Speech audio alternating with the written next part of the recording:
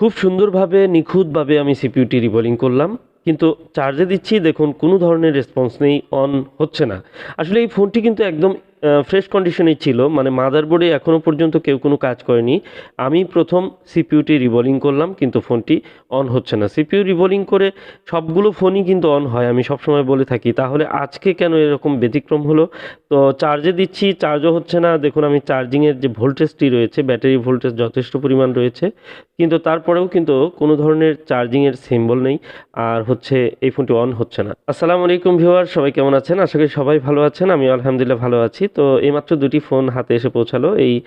একটি ফোন আমি ওপেন করে নিচ্ছি। এটি হচ্ছে কুমিল্লা থেকে এসেছে। ওনার ফোনটি হচ্ছে ডিসপ্লে সাদা হয়ে যায়, রিস্টার্ট করে, এবং আমি মোবাইলটি সেকেন্ড হ্যান্ড ক্রয় করেছি এবং ১ সপ্তাহ যাবৎ বেশি সমস্যা হচ্ছে। আর পুরাতন মোবাইল কেনার পর উনি ১ মাস ভালোভাবে ইউজ করতে পেরেছেন এবং কি এই ফোনটির কোনো ধরনের কোথাও কোনো কাজ করা হয়নি। আমার কাছেই প্রথম পাঠিয়েছেন।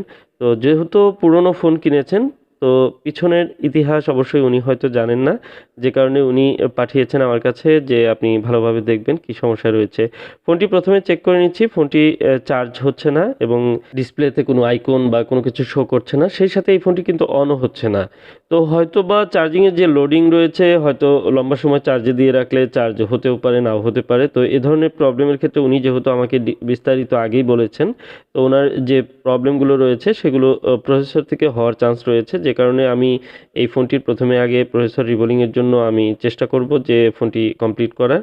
তো আমি প্রথমে ব্যাকশেলটি ওপেন করে নেব আর দেখব যে এই ফোনটি এর আগে খোলা হয়েছিল কিনা বা কোনো কাজ করা হয়েছিল কিনা। এগুলো কিন্তু গুরুত্বপূর্ণ বিষয়, কারণ অনেকেই অনেক ফোন কিনেন, পুরনো ফোন। দেখুন উপরে নিচে দুটি স্টিকার, ওয়ারেন্টি স্টিকার যে দুটো থাকে, দুটোর একটি স্টিকারও কিন্তু সঠিক পজিশনে নেই। তার মানে এই ফোনটি খোলা হয়েছিল এবং কি উপরে নিচে উভয় পাশেই কিন্তু স্ক্রুগুলো খোলা হয়েছিল। আমি জানি না কেন খোলা হয়েছে, কী কারণে, বা ভিতরে মাদারবোর্ডে কোনো কন্ডিশন কেমন রয়েছে বা কাজ করা হয়েছে কিনা, এই বিষয়গুলো জানি না।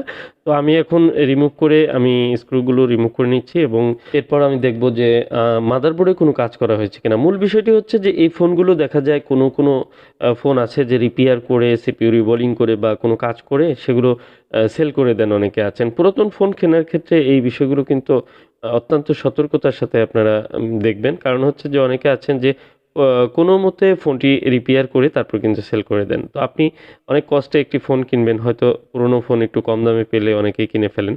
কিন্তু সেই ফোন নিয়ে কিন্তু পরবর্তীতে অনেক ভোগান্তি পোহাতে হয়। কারণ হচ্ছে যে আপনি হয়তো একটু সাশ্রয়ী খুঁজতে গিয়ে এই ফোনগুলো নিয়ে অনেক বেশি পেরেশানিতে পড়তে হয়। দেখুন এই ফোনটি আজব করা বিষয়, একদম ফ্রেশ রয়েছে বা ফোনটি কিন্তু কোনো ধরনের কাজ করা হয়নি, সিপিইউ রিবোলিং করা হয়নি। তবে এখানে আমি একটি বিষয় নোটিস করব। সে বিষয়টি এই মুহূর্তে আমি বলছি না। তবে দেখুন এই মাদারবোর্ডের যে প্রসেসরের অংশটিতে যে কপারের পেপারটি থাকে, এই পেপারটি অ্যা কিছু সাইন আছে, সেগুলো দেখে আমরা কিছু বিষয় আমরা বুঝতে পারি। যে বিষয়গুলো আমি ভিডিওর শেষে অংশে আমি আপনাদের সাথে শেয়ার করব। আর আমি ব্যাটারি চার্জ দেখে নিচ্ছি। ব্যাটারিতে পর্যাপ্ত চার্জ রয়েছে। 3.5 ভোল্টের মতো রয়েছে। তো যে কারণে আমি ব্যাটারিটি চার্জ দেব না। যেহেতু এটি চার্জার দিয়েই চার্জ হওয়া সম্ভব এবং কি এই ফোনটিতে যে লোগো আসার জন্য যতটুক চার্জ সেটুকু আমার মনে হয় রয়েছে। অনেক ক্ষেত্রেই দেখা যায় কুইক চার্জ দিলে সেই ফোনগুলো ব্যাটারিগুলো কিছুক্ষণের জন্য চার্জ হলেও পরবর্তীতে চার্জিং খুব দ্রুত ডাউন হয়ে যায়। যে কারণে আমি কুইক চার্জ খুব বেশি প্রয়োজন না হলে দেই না। চার্জার দিয়ে চার্জ করাটাই সবচেয়ে ভালো মনে করি। তো আজকের যে ফোনটি, এই ফোনটির মূলত আ কুমিল্লা থেকে যিনি পাঠিয়েছেন, উনি আমাকে জানিয়েছিলেন যে উনার ফোনটি পুরাতন একটি ফোন কিনেছেন। হঠাৎ করে রিস্টার্ট করে এবং কি বিভিন্ন ধরনের প্রবলেম করে সাদা হয়ে যায়। তো এ ধরনের প্রবলেম কিন্তু RAM থেকে হতে পারে। যেমন সাদা হয়ে যাওয়া, বন্ধ হয়ে যাওয়া বা রিস্টার্ট করা। এগুলো প্রসেসর এবং RAM থেকে প্রবলেম হলে এ ধরনের সাইন আমরা দেখতে পাই। তো আমি খুব ঝটপট আপনাদের শেয়ার করার জন্য আমি বুঝাচ্ছি যে এই ফোনটির RAM এবং প্রসেসর রিবোলিং করে কিন্তু এই প্রবলেমগুলো সলভ করা যায়। তো এখানে আমি একটি বিষয় লক্ষ্য করলাম, প্রসেসরটি রিমুভ করার পর একপাশে প্রসেসরের কর্নারে একপাশে যে মাদারবোর্ড রয়েছে, সেই মাদারবোর্ডের একপাশে কিন্তু একটু চল্টে যাওয়া, রং চল্টে যাওয়া। আর এটিও একটি সাইন, আমি সবগুলো সাইন একত্রিতে মিলিয়ে দিব। আমি আপনাদের দেখাচ্ছি। আপনারা খুব সূক্ষ্মভাবে লক্ষ্য করুন যে প্রসেসর যেখানে ইনস্টল করব, এই মাদারবোর্ডের উপরে বাম পাশে কর্নারে কিন্তু একটি লালচে একটা সাইন দেখতে পাচ্ছেন। ওখানে কালার উঠে যাওয়ার মতো একটা সাইন। তো এটি হচ্ছে একটি নিদর্শন। আর দ্বিতীয় হচ্ছে যে এই ফোনটির আমি প্রথমে বলেছিলাম যে একটি কপারের পেপারে একটি নিদর্শন রয়েছে। এরপরে আমরা চলে যাব আরও কিছু নিদর্শন, একদম ভিডিও শেষে কিন্তু সব কিছু পরিষ্কার হয়ে যাবে। তো আমি এরপর সিপিইউ এবং র্যাম এই দুটি কিন্তু রিভলভ করে ইনস্টল করছি। র্যাম সিপিইউ ইনস্টল করে সাধারণত ম্যাক্সিমাম 90% ফোন বা 99% ফোন কিন্তু রান হয়ে যায়, যদি এই ফোনগুলা হঠাৎ করে বন্ধ হয়ে যায় বা এই রিস্টার্ট ইস্যু বিভিন্ন ধরনের ইস্যুজ আসে। তো এই ক্ষেত্রে একটু ব্যতিক্রম হয়ে থাকে কিছু ফোনের ক্ষেত্রে। সবসময় আমি এই বিষয়গুলোও কিন্তু লক্ষ্য করে থাকি। আমি আপনাদেরকে এই বিষয়গুলো খুব পরিষ্কারভাবে বলে থাকি। যদি আপনার ফ্রেশ কন্ডিশনে ফোন থাকে, কোনো ধরনের আঘাত খাওয়া নেই এবং কোনো পানিতে পড়া নেই, এ ধরনের ফোনের ক্ষেত্রে কিন্তু এই ফোনগুলো 99% বলা যায় অন হয়ে যায়। দেখুন আমি খুব সুন্দরভাবে র্যাম এবং সিপিইউ রিভলভ করেছি, কিন্তু চার্জে লাগালাম কিন্তু ফোনটি অন হচ্ছে না। এটি অবাক করা একটা বিষয়, কারণ আমার রিবোলিং কোনো ফল্ট হয়নি, এটি আমি শিওর। আর চার্জ হচ্ছে এরকম মনে হচ্ছে না, কারণ চার্জিংয়ের যে লোডিংটি থাকার কথা সেটি কিন্তু অ্যাবনর্মাল মনে হচ্ছে আমার কাছে। মনে হচ্ছে বেশি ভোল্টেজ কনজিউম করছে। তো এখানে আমি ব্যাটারির ভোল্টেজটি মেপে নিচ্ছি। ব্যাটারি কিন্তু যথেষ্ট পরিমাণ ভোল্টেজ রয়েছে, যেগুলো সাধারণত এই ভোল্টেজে ফোনটি রান করার কথা বা চার্জিং শো করার কথা। তো এমতো অবস্থায় আমি এখন কি করব? কারণ যেহেতু ফোনটি একদম ফ্রেশ কন্ডিশনে ছিল, মানে মাদারবোর্ডে এলোমেলো কোনো কাজ করা নেই, এটি হচ্ছে সবচেয়ে পজিটিভ দিক।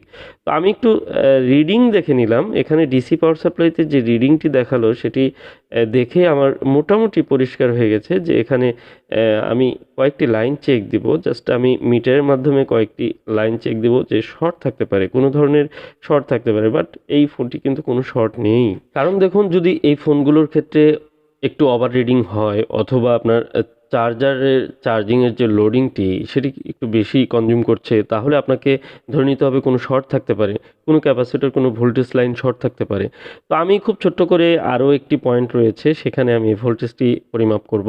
সবসময় যে শর্ট হয়ে কিন্তু একটি ফোনের প্রবলেম হবে তা কিন্তু না। অনেক সময় দেখা যাচ্ছে যে যে পরিমাণ রিকোয়ারমেন্ট থাকে তার চেয়ে বেশি ভোল্টেজের কারণে এই প্রবলেমটি হয়। আর ঠিক তাই এই ফোনটিতে সেরকমই একটি প্রবলেম হয়েছে। আমি আপনাদেরকে খুব ছোট্ট করে আমি কাজটি করে আমি দেখাবো যে ফোনটি এখন কমপ্লিট হয়ে যাবে ইনশাল্লাহ। তো পরবর্তী স্টেজে আমরা কি কাজ করব সেই বিষয়টি এখন আপনাদের দেখাবো। আসলে এই ফোনটির যে প্রসেসর থেকে শুরু করে সব কিছুর যে ভোল্টেজগুলো যেখান থেকে পৌঁছায়, সেই ভোল্টেজগুলোর মধ্যে যদি কোনো সময় ভোল্টেজ না থাকে তাহলেও প্রবলেম হবে। সেই লাইনগুলো যদি শর্ট হয়ে যায় তাহলে প্রবলেম হবে। আর ভোল্টেজ যদি বেশি চলে আসে তাহলে কিন্তু প্রবলেম হবে। ঠিক এরকম একটি ঘটনা ঘটেছে এই ফোনটির ক্ষেত্রে। এটি হচ্ছে রিকোয়ারমেন্ট হচ্ছে 1.1, 1.2 এ ধরনের ভোল্টেজ থাকবে, কিন্তু সেখানে 2.6 ভোল্টেজ বা 2.4 ভোল্টেজ এরকম একটি ভোল্টেজ সাপ্লাই হচ্ছে। সেখানে কিন্তু বড় ধরনের ক্ষতি হতে পারে। আপনি নিতে পারবেন, লোড নিতে পারবেন 20 কেজি, আপনাকে যদি 40 কেজি বা 50 কেজি দেওয়া হয়, আপনি কিন্তু সেখানে ফেইলিওর হয়ে যাবেন। আপনি হয়তো অ্যাবনর্মাল আপনার বিহেভিয়ার দেখা দিবে। এরকম প্রবলেম এই মোবাইলের ক্ষেত্রেও হয়। তো আমরা অনেক সময় দেখি, অনেক সময় আমরা মনে করি যে শুধু ভোল্টেজ খারাপ হয়ে যায় বা ভোল্টেজ মিসিং হয়ে যায়, এরকম কিছু, তা কিন্তু নয়।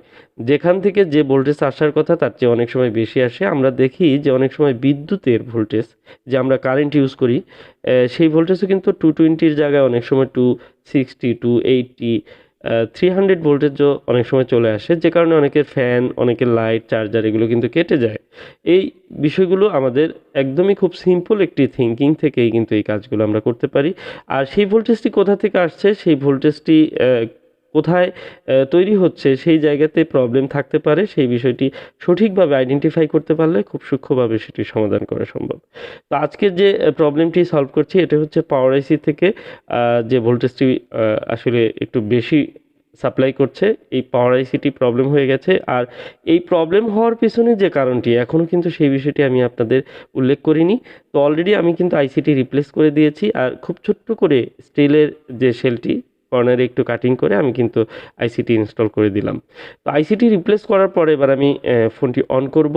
আমি থার্মাল পেস্ট সহ সব কিছু দিয়ে নিয়েছি, আমি অন করব। আসলে ভিডিওটির উদ্দেশ্য হচ্ছে আপনাদেরকে একটু এক্সপ্লেন করা যে এই ধরনের সমস্যাও কিন্তু হতে পারে। আরেকটি বিষয়, ফ্রেশ কন্ডিশনে ফোন থাকলে ফোনগুলো কিন্তু কোনো না কোনোভাবে অন হওয়ার চান্স থাকে। কারণ হচ্ছে যে ফোনগুলো আইডেন্টিফাই করা খুবই সহজ হয়। যদি কেউ কাজ করে এলোমেলো কাজ করে থাকে তাহলে ফোনগুলো আইডেন্টিফাই করা অনেক কঠিন হয়ে যায়। আপনারা ইতিমধ্যে হয়তো ভিডিওতে দেখেছেন যে এই ফোনটির ব্যাটারির যে সিম্বল সেটি কিন্তু চলে এসেছে। তো আমি সম্পূর্ণ অন করে দেখাবো। তো এই ফোনটির ক্ষেত্রে যে প্রবলেমটি এবার আমি আপনাদের বলবো, এই ফোনটি হচ্ছে মূলত উনি পুরনো কিনেছেন। এই ফোনটি যখন ফার্স্ট টাইম যিনি ইউজ করতেন তার হাতে হয়তো এরকম হয়েছে, ফোনটি আঘাত লেগেছে বা চাপ লেগে ফোনটি বাঁকা হয়ে গিয়েছে। হয়তো ফোনটিতে কোনো ধরনের প্রবলেম ছিল, যেমন চার্জিং ইস্যু, কারণ এ ধরনের ব্যান হয়ে যাওয়া বা বাঁকা হয়ে যাওয়া ফোনগুলোর ক্ষেত্রে, এই ফোনগুলোর ক্ষেত্রে লজিকের যে রেবনগুলো, সকেটগুলো, এগুলো কিন্তু ভেঙে যায়। ভেঙে যাওয়ার পরে এই লজিক, রেবন এগুলো হয়তো চেঞ্জ করে ফোনটি রানিং করে নিয়েছে উনি, তখন ফোনটি সেল করে দিয়েছে। আমরা কিন্তু একটি বিষয়ের আন্দাজ করে অনেক কিছু বলতে পারি, কারণ হচ্ছে এগুলো রিপেয়ার করতে করতে অনেক বেশি অভিজ্ঞতা আমাদের হয়েছে। তো এই লজিকের যেহেতু নিচের অংশের স্টিকার ব্রোকেন, তার মানে হচ্ছে এই লজিকের সকেট হয়তো খারাপ হয়েছিল। দেখুন আলহামদুলিল্লাহ ফোন অন হয়ে গেছে, ফোনের পোকো লেখা চলে আসছে। তো এই ফোনটির ক্ষেত্রে যে বিষয়টি হয়েছে, এই ফোনটি আঘাত খাওয়া ফোন, এটি বেঁকে যাওয়া একটি ফোন, সেটির প্রমাণও আমি আপনাকে দিব। আর হচ্ছে যে কপারের সিপিইউর উপরে যে কপারের লেয়ারটা থাকে, এই পেপারটা যদি কখনো ঘুচি পড়ে যায় তাহলে আপনি বুঝে নেবেন যে এই ফোনটি অবশ্যই কোনো ধরনের মাদারবোর্ডে আঘাত খাওয়া। এবং সিপিইউর কর্নারে যে কালার উঠে গেছে সেটি হচ্ছে একটি চাপ খাওয়ার কারণে এই ধরনের কালার উঠে যায়। দেখুন আমি এই যে আমার ড্রাইভার দিয়ে আমি বোঝাচ্ছি যে এটি একটা বাঁকা আর একটি সমান্তরাল সোজা জিনিস রাখলে পাশাপাশি বোঝা যায় যে আসলে এটি ফোনটি মাদারবোর্ডটি মানে ডিসপ্লেটি বাঁকা আছে। তো আঘাতের কারণে এ ধরনের সমস্যা। ফ্রেশ কন্ডিশনে ফোনটি থাকলে হয়তো সিপিইউ রিভলিং করেই সাকসেস হতো, কিন্তু কোনো সমস্যা নেই, কারণ হচ্ছে যে ওনার সমস্যাটা ফাইন্ড আউট করা হয়েছে। আর সহজ বিষয় হচ্ছে এলোমেলো কাজ করা না থাকলে সেই ফোনটির প্রবলেমটি ফাইন্ড আউট করা অনেক সহজ হয়। আশা করি বুঝতে পেরেছেন। ভালো লাগলে ভিডিওটি লাইক করে যাবেন। আজকের মতো এই পর্যন্তই। আসসালামু আলাইকুম রহমতুল্লাহ।